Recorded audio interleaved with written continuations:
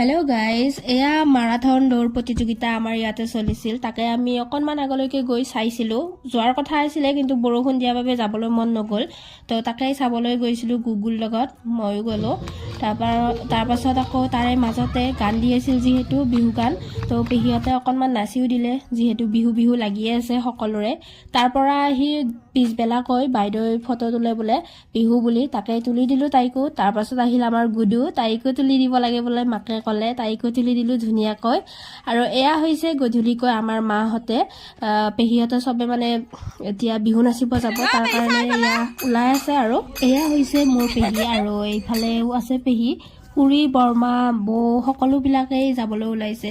আগৰবাৰো গৈছিল বা আগতেও গৈছিল, কিন্তু আমাৰ মা এইবাৰে প্ৰথম গৈছে।